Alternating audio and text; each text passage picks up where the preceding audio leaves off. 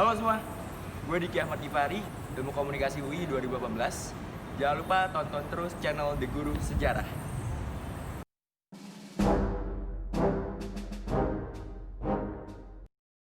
Bismillahirrahmanirrahim. Assalamualaikum warahmatullahi wabarakatuh. Baik teman-teman, nih hari ini saya akan coba bahas tentang soal sejarah SIMAK UI 2018. Kan kemarin pernah nih soal sejarah tahun 2019. Nah sekarang yang 2018-nya. Untuk soalnya biasa ada di deskripsi. Oke lah, tidak berlama-lama, langsung saja kita bahas, oke?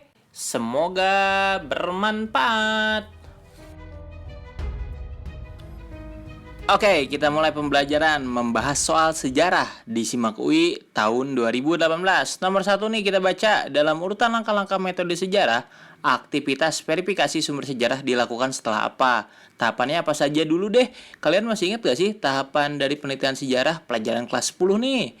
Iya betul, ada istilahnya Harry Fergie Intan History singkatannya. Harry Fergie Intan History itu apa aja sih kak?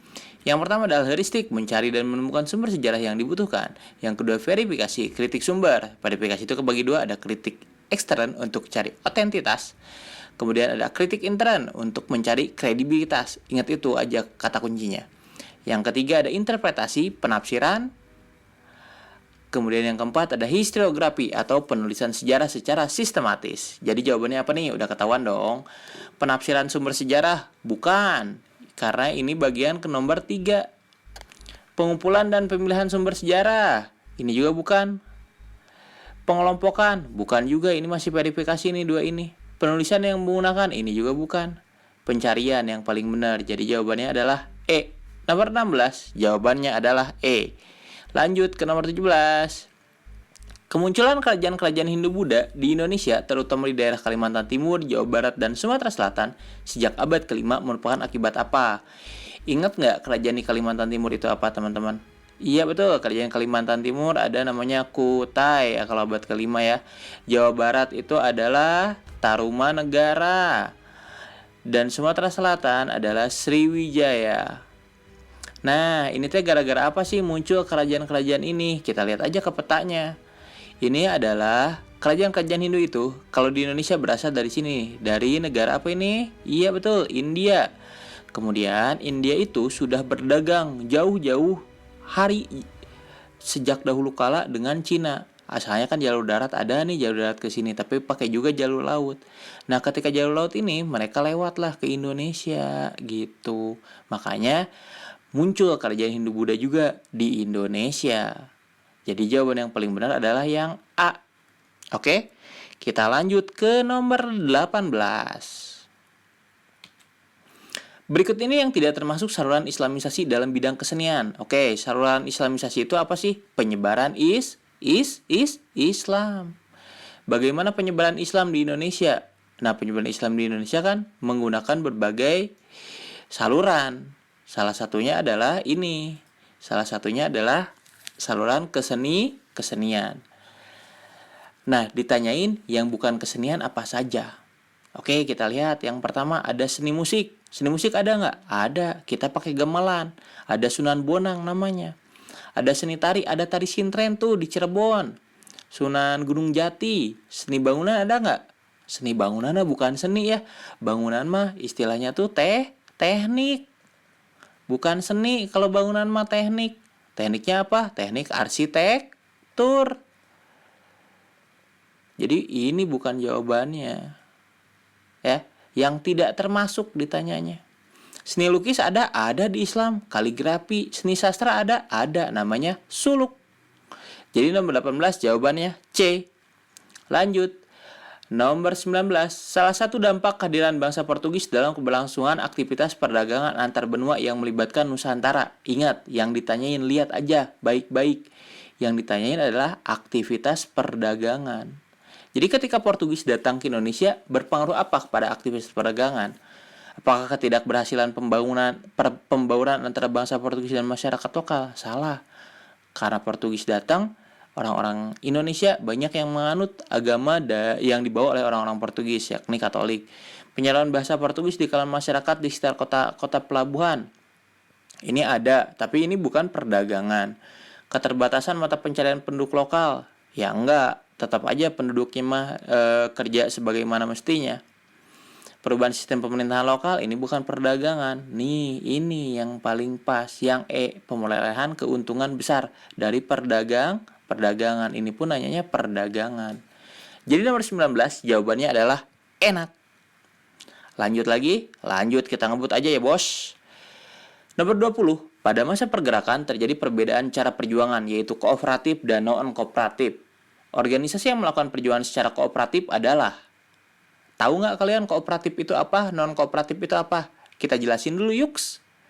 Yang pertama, kooperatif itu disebut juga sebagai gerakan yang dipelopori oleh organisasi-organisasi radikal.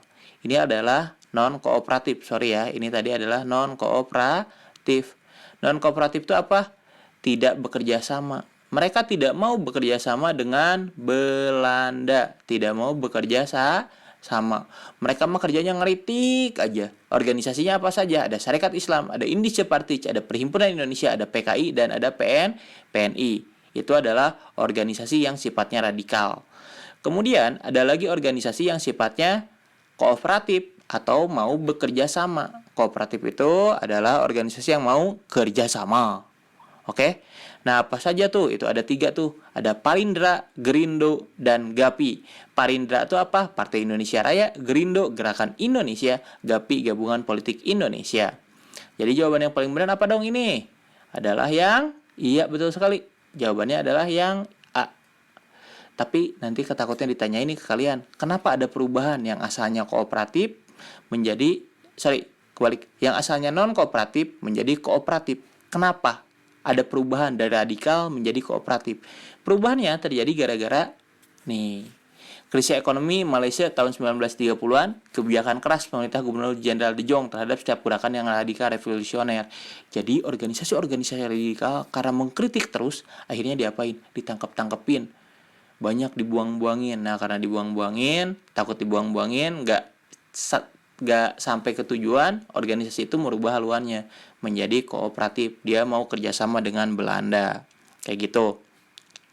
Lanjut, nomor 21. Untuk melancarkan propagandanya, pemerintah Jepang melancarkan gerakan-gerakan seperti 3A, Putra, dan Jao Hokai. Organisasi Putra dipimpin oleh 4 serangkai, yaitu, ini saya ingetin aja ke kalian semuanya ya. Ada organisasi bentukan Jepang. Apa saja organisasi bentukan Jepang? Yang pertama ada gerakan 3A, Nippon Cahaya Asia, Nippon Pelindung Asia, dan Nippon Pemimpin Asia. Nippon Pain, bukan ya, itu mah chat. Gerakan 3A diketuai oleh Mr. Samsudin. Nah, Mr. Samsudin nanti diganti nih, karena gerakan 3A ini gagal untuk menghimpun kekuatan rakyat. Diganti oleh Putra, Pusat Tenaga Rakyat, dipimpin oleh 4 serangkai, Soekarno, Hatta, dan Kiai Haji Mas Mansur. Terakhir ada Ki Hajar Dewantara. Selanjutnya ada yang ketiga, Cho Sang-in, Badan Pertimbangan Pusat, bertujuan membantu perang Jepang, ketuanya Soekarno. Kemudian MIAI nantinya menjadi Masyumi, ketuanya Kiai Haji Mas Mansur. Kemudian ada Jao Hokai, ketuanya Gun Seikan, Soekarno sebagai penasehat. Nah, ketahuan dong jawabannya apa ini? Yes, jawabannya adalah yang E, nomor 21.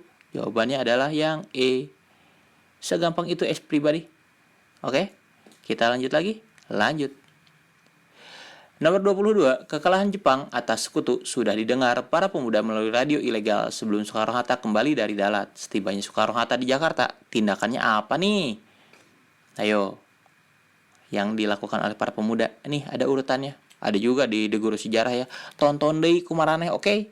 15 Agustus 1945, kekalahan total Jepang atas sekutu dirahasiakan Jepang. Diketahui oleh Sultan Syahrir, golongan muda dari radio BBC. Tanggal 15 Agustus, pukul 20.30 rapat di Laboratorium Bakteriologi Jalan Pegangsaan Timur. Kemudian setelah itu 15 Agustus rapat diambil, kemudian tuntutan disampaikan kepada Soekarno, tapi Soekarno tidak setuju. Jadi jawabannya apa nih? Setelah pelaksanaan itu, ayo apa? Yes dong, yang E. Jadi setelah diketahui ternyata mereka inginnya apa? Ingin segera memerdekakan. Sedangkan Soekarno santai dulu aja, kita rapat semuanya. Tidak bisa begitu, kata golongan muda. Akhirnya Soekarno diculik. Kemana? Betul, ke Rengas Dengklok. Tapi istilahnya bukan diculik ya, istilahnya adalah mengamankan. Lanjut lagi, nomor 23. Bentuk-bentuk negara yang sesuai dengan persetujuan di Konferensi Inter-Indonesia yang diselenggarakan di Yogyakarta. Salah satunya adalah, ingat, Konferensi Inter-Indonesia dilakukan 2 kali, ada yang di Jogja, ada yang di Jakarta. Ini adalah yang ditanya yang di Yogyakarta, berarti hasil Konferensi Inter-Indonesia yang pertama, tanggal 19 sampai 22 Juli. Isinya apa saja sih? Yang pertama adalah disetujui bersama bahwa nama untuk negara Indonesia Serikat adalah RIS, Republik Indonesia Serikat. Yang kedua, negara Republik Indonesia Serikat dikepalai oleh seorang presiden yang sifatnya konstitusional dan dibantu oleh menteri-menteri yang bertanggung jawabnya kepada siapa? Kepada DPR. Berarti ini disebutnya adalah parlementer. Nantinya akan dibentuk sebuah Dewan Perwakilan Rakyat dan sebuah Dewan Perwakilan Negara Bagian atau Senat. Karena RIS harus ada negara bagian. Kemudian, pemerintah federal sementara akan menerima kedaulatan dari pihak negara Belanda maupun pihak Republik Indonesia di saat yang sama. Jawabannya yang mana nih? A, B, C, D, E. Kita lihat satu-satu yuk. RIS disetujui dengan nama NKRI berdasarkan, bukan nama NKRI, tapi namanya RIS. Salah ini. RIS akan dikepalai seorang presiden, konstitusional dibantu menteri-menteri, bertanggung jawab kepada MPR. Salah, ini kok MPR, harusnya DPR coy. RIS terdiri atas 3 badan, Dewan Perwakilan Rakyat, sebuah dewan, harusnya 2 doang. Salah. RIS akan dikepalai seorang presiden konstitusional, dibantu oleh menteri-menteri, bertanggung jawab kepada DPR. Betul, jawabannya D. Yang E, gak usah dijawab, pasti salah. Oke, 23 jawabannya dodol. Selanjutnya 24. Pada pelaksanaan sistem Kulturstelsel, pos pengeluaran terbesar pada anggaran belanja pemerintah Hindia Belanda adalah anggaran untuk apa? Apakah membayar para pekerja? Apakah membayar ganti rugi lahan? Mengembangkan perdagangan dan penanaman? Mengembangkan infrastruktur? Atau menyediakan peralatan pertanian? Kita baca yuk. Yang pertama adalah Kulturstelsel atau tanam paksa digagas oleh Van den Bosch. Pelaksanaannya 40 tahun, terjadi tahun 1830 sampai 1870. Dampaknya Belanda untung besar, tapi rakyat kita merugi, bahkan banyak yang kelaparan. Kelaparan di mana aja, Kak? Kelaparan dari Demak, Grobogan, serta di Cirebon. Nah, kemudian ciri pokok sistem tanam paksa nih, saya tulislah ini ya. Nah, kita langsung aja ke yang dimerahin ini. Pos pengeluaran terbesar dalam anggaran belanja adalah perdagangan dan penanaman. Sip, langsung ketahuan jawabannya ya. Jawabannya adalah yang C. Kok bisa sih keluar uangnya buat ini pas zaman sistem tanam paksa?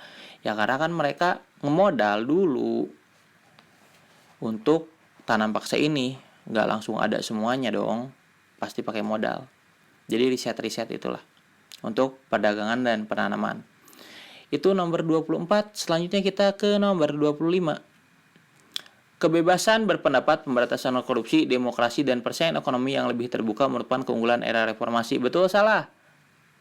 Betul salah? Kita baca aja dulu nih. Ada namanya 6 agenda reformasi.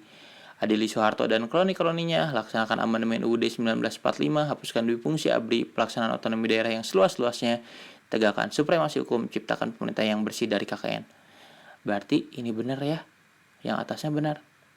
Kita lihat bawahnya, kejatuhan pemerintah Orde Baru sangat terkait dengan gerakan reformasi yang menuntut penangkapan kroni-kroni Orde Baru. Betul juga. Apakah berhubungan sebab akibat?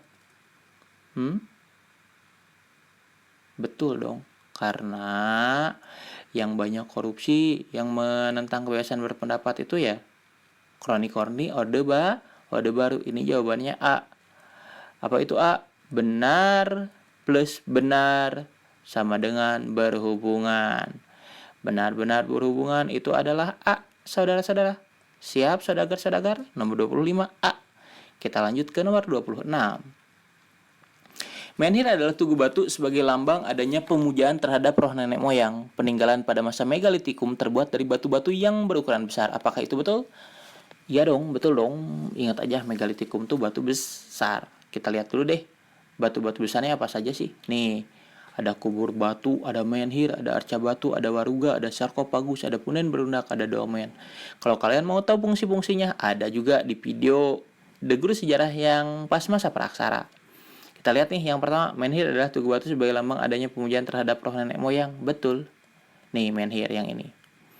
Peninggalan pada masa megalitikum terbuat dari batu-batu yang berukuran besar. Betul. Megalitikum itu artinya juga adalah batu besar ya. Kan itu ada juga yang kecil ya, tapi kan asalnya batunya berbentuk besar, dipatah-patahin jadi rada kecil-kecil begitu. Nih jawabannya A apa B? Ya B lah ya. Ingat B itu apa? B itu betul tidak berhubungan. Itu B. BBTB, betul-betul tidak berhubungan. Sama dengan bebek. Kita lanjut ke nomor 27. Peradaban kuno sebagaimana peradaban Mesir, India muncul dan berkembang di wilayah aluvial yang memungkinkan para penduduknya bercocok tanam dan mencukupi kebutuhannya dari hasil panen serta selebihnya dijual ke wilayah lain. Kita lihat dulu nih, ini atasnya benar apa salah? Nih, ada aluvial. Aluvial itu apa, teman-teman? Ayo, aluvial itu apa? Nih, aluvial adalah jenis tanah yang terbentuk karena endapan. Dan endapan terjadi di sungai, danau yang berada di dataran rendah ataupun cekungan yang memungkinkan terjadinya endapan. Jadi intinya aluvial itu tanah-tanah berlumpur. Kita lihat peradaban Mesir di mana sih? Peradaban Mesir itu di mana? Sungai apa?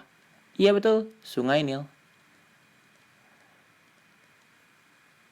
India sungai apa? Sungai Indus. Nah, ini adalah di dataran rendah semuanya.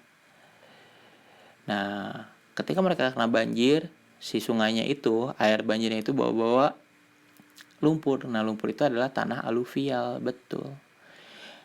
Kita lihat bawahnya, wilayah aluvial adalah wilayah yang dahulunya sering dilanda banjir tahunan, betul. Apakah ini benar-benar berhubungan? Mungkin para penduduknya bercocok tanam, mencukupi kebutuhan dan hasil panen serta hasilnya juga kewilayahan. Sebab wilayah aluvial adalah wilayah yang dahulunya dilanda banjir tahunan.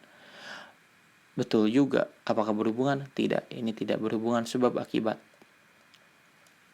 Tidak berhubungan sebab akibat, BBTB lagi ya.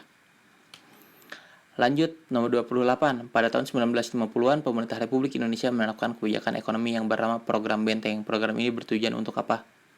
Apakah membuka investasi asing, memberlakukan impor yang adil, membangun infrastruktur perbankan, menciptakan kelas kapitalis domestik? Kita lihat nih. Program Benteng adalah kebijakan ekonomi yang diluncurkan pemerintah Indonesia bulan April 1950 dan secara resmi dihentikan tahun 1957. Tujuannya adalah membina pembentukan suatu kelas pengusaha Indonesia pribumi dalam arti non-Tionghoa. Membuka investasi asing, oh ya salah dong, kan untuk pribumi. Menahan tarif impor yang adil, memberlakukan tarif impor yang adil. Tarif impor yang adil, ini bukan tujuan, ini caranya.